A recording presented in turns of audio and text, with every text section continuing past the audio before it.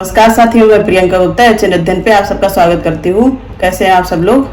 आज हम लोग जो हमारा UPHESC है, जो हमारे असिस्टेंट प्रोफेसर का एग्ज़ाम होता है, उसके बारे में बात करेंगे। उसका सबसे पहले सिलेबस डिस्कस करेंगे। उसके अलावा देखेंगे कि क्या क्या स्ट्रेटजी हम लोग अपना सकते हैं जिससे कि हमारा GS 30 नंबर का होता है उसमें से हमें 28 नंबर तो आराम से मिल जाए। ठीक है, क्योंकि GS जो हमारा होता है वो बहुत ही इम्पोर्टेंट रोल प्ले करता है असिस्टेंट प्रोफेसर के एग्ज़ाम में। तो इसी के साथ हम लोग अपना सिलेबस डिस्कस करते हैं। सबसे पहले हम लोग देखते हैं कि जो हमारा GS पूरा पेपर असिस्टेंट प्रोफेसर का होता है वो कितने नंबर का आता है, 100 नंबर का। और एक क्वेश्चन जो हमारा होता है वो कितने नंबर का होता है, 2 नंबर का एक क्वेश्चन होता है। इसके अलावा इसमें कोई भी नेगेटिव मार्किंग नहीं होती है। ठीक है, तो 100 नंबर हमारे कितने हो गए, 200 क्वेश्चन कितने के हो गए, 200 नंबर के हमारे क्वेश्चन आते हैं। अब इसमें क्या होता है कि ये 2 पार्ट में होता है, जहाँ पे 30 क्वेश्चन आते हैं GS के और 70 क्वेश्चन आते हैं सब्जेक्ट, जो भी हमने सब्जेक्ट सिलेक्ट किया होता है। ठीक है, तो ये जो GS है ये बहुत इम्पोर्टेंट रोल प्ले करता है हमारे इंटरव्यू तक हमें पहुंचाने के लिए। तो इसमें जो हमारा सिलेबस दिया गया है इसको कितने 6 पार्ट में डिवाइड किया गया है। सबसे पहले हमारा आता है समसामयिक मुद्दे, जिसको क्या बोलते हैं, करंट अफेयर, राष्ट्रीय व अंतर्राष्ट्रीय प्रमुख घटनाएं व मुद्दे। इसके अलावा प्रमुख व्यक्तित्व, खेल समाचार, विज्ञान के क्षेत्र में नवीनतम शोध। अब हमारे जो करंट अफेयर है, ठीक है, राष्ट्रीय और अंतर्राष्ट्रीय प्रमुख घटनाएं, जो इम्पोर्टेंट क्या घटनाएं हैं उन सबसे क्वेश्चन आते हैं। इसके अलावा प्रमुख व्यक्तित्व मतलब कि कहाँ के कौन PM बने हैं, या कोई CM या कोई नेता अच्छा काम कर रहा है, या कोई भी किसी फील्ड में अच्छा काम कर रहा है तो उससे रिलेटेड क्वेश्चन आ सकता है। इसके अलावा कौन कौन सी पर्सनालिटीज़ हैं जो बहुत लंबे टाइम से किसी भी फील्ड में काम कर रही हैं, तो उनको कौन कौन से अवार्ड वगैरह मिले, इन सब से रिलेटेड ये क्वेश्चन आ जाते हैं। इसके अलावा खेल समाचार जो हमारा कि ओलंपिक जैसे हो गया, कॉमनवेल्थ गेम अभी हुए थे, ये सब इनसे रिलेटेड हमारे खेल समाचार से रिलेटेड भी करंट अफेयर के क्वेश्चन पूछे जाते हैं। इसके बाद कौन कौन सी नई खोजें हुई हैं जो विज्ञान के क्षेत्र में हुई हैं। ठीक, इसके अलावा हमारा दूसरा जो इकाई है वो किस पे फोकस करता है, ये फोकस करता है जो हमारी टीचिंग और रिसर्च एप्टीट्यूड है। जब हम लोगों ने अपनी नेट की तैयारी की थी, मतलब जो लोग नेट पास आउट हैं वो लोग ये फॉर्म भर सकते हैं। तो जब लोग नेट की तैयारी करते हैं, या फिर अभी जैसे आप लोगों की भी क्लासेस चल रही हैं टीचिंग एप्टीट्यूड की, इसके अलावा EVS की, ठीक है, तो ये उससे रिलेटेड है, तो उसमें टीचिंग एप्टीट्यूड आपको आएगा। इसके अलावा रिसर्च में कौन कौन से मेथड उपयोग होते हैं ये सब आते हैं। इसके बाद डेटा कलेक्शन का क्या सीक्वेंस है, या कैसे कैसे कलेक्ट किया जाता है, ये सब चीज़ें। इसमें भारतीय उच्च शिक्षा के गुणात्मक विकास में UGC की भूमिका, मतलब जो हमारी क्वालिटेटिव एजुकेशन की बात की गई है उसमें UGC किस तरीके से रोल प्ले करता है, ये सब चीज़ें इसमें देखी जाती हैं। इसके बाद हमारा थर्ड कौन सा है, ICT में आता है सूचना एवं संचार प्रौद्योगिकी, उसके लाभ और दुष्प्रयोग, मतलब कि जो हमारी ICT यूज़ हो रही है उसके क्या क्या बेनिफिट हैं और क्या इसके कह सकते हैं कि लॉस हैं, उनके बारे में पूछा जा सकता है। इसके बाद इंटरनेट एवं ईमेल, इससे रिलेटेड क्वेश्चन आते हैं। कंप्यूटर में बहुत सिंपल, अगर आपने थोड़ा सा अच्छे से पढ़ा हुआ है तो आराम से आप ICT के क्वेश्चन पूरे सॉल्व कर सकते हैं। इसके अलावा सूचना एवं संचार संबंधी और इस जो फुल फॉर्म वगैरह पूछी जाती हैं, जैसे मैं अभी आपको जब ICT करवाऊंगी तब इन सब के बारे में भी बताया जाएगा आपको। इसके अलावा चौथी यूनिट हमारी कौन सी है, मानव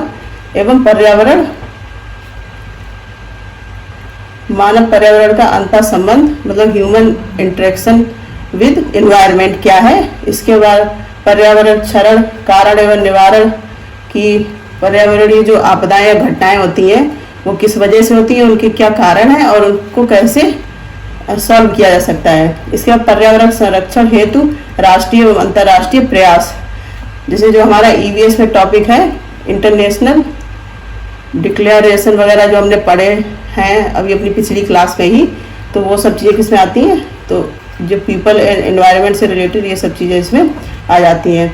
इसके बाद हमारा आता है भारतीय इतिहास एवं भूगोल। ये काफ़ी इम्पोर्टेंट पार्ट है क्योंकि इससे क्वेश्चन अच्छी संख्या में पूछे जाते हैं। तो इसमें क्या, जो हमारी इंडियन क्या कल्चर है, कहाँ की क्या वेशभूषा है, बोली है, जनजातियाँ हैं, ये सब के बारे में क्वेश्चन आते हैं। इसके बाद हमारे भारतीय राष्ट्रीय आंदोलन 1857 से 1950 तक पूछे जाते हैं। ब्रह्मांड की उत्पत्ति एवं सौर मंडल, ये ज्योग्राफी से रिलेटेड हो गया। तो ये सबसे अच्छा है कि एनसीईआरटी जो हमारी है, ओल्ड एनसीईआरटी, उससे हम लोग ये सब टॉपिक बहुत अच्छे से डिस्कस कर सकते हैं।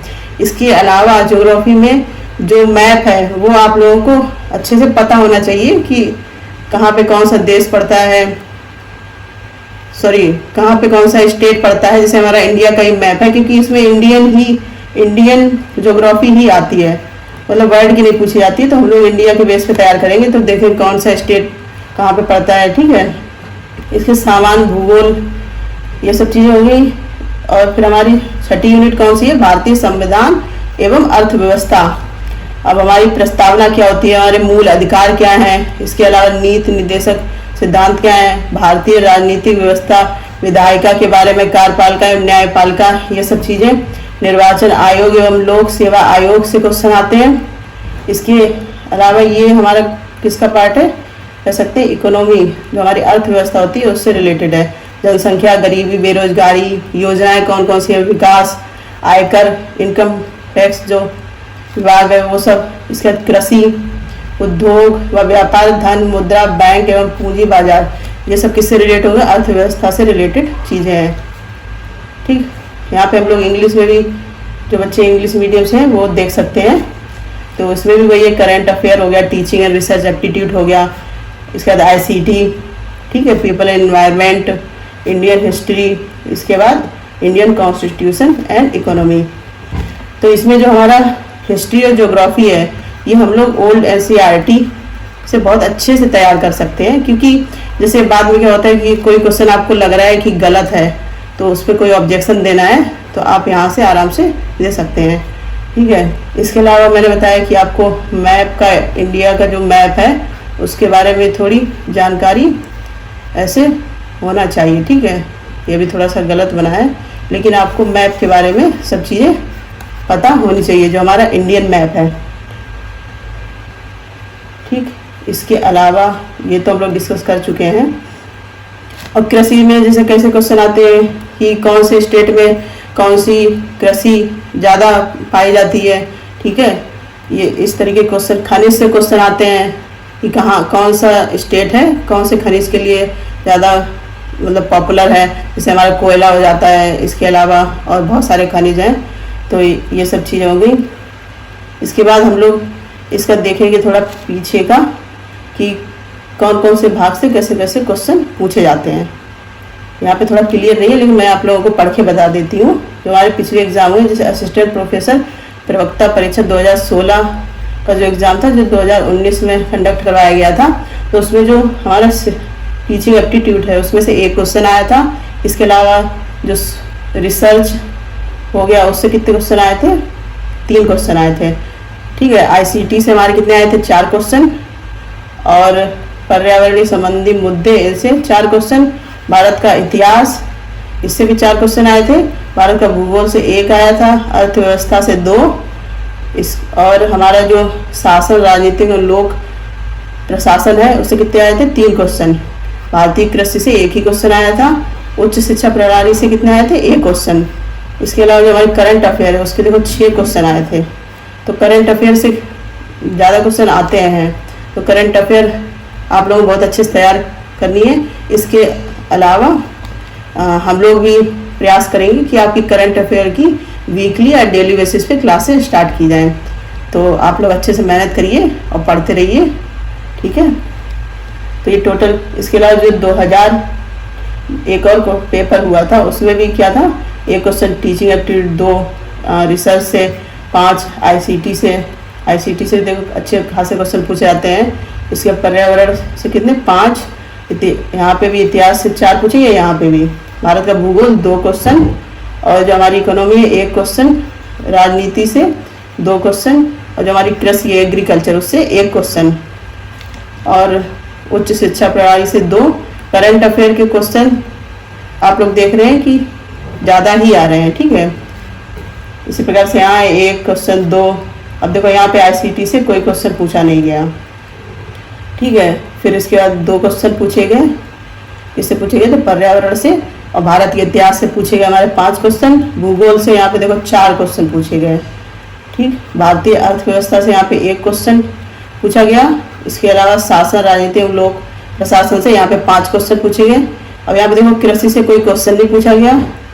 उच्च शिक्षा प्रणाली से 2 क्वेश्चन, और करेंट अफेयर से कितने पूछे गए, 6 क्वेश्चन। और जो हमारे विविध, यहाँ से भी 2 क्वेश्चन पूछ लिए गए, ठीक। तो ये टोटल 30 क्वेश्चन हो गए।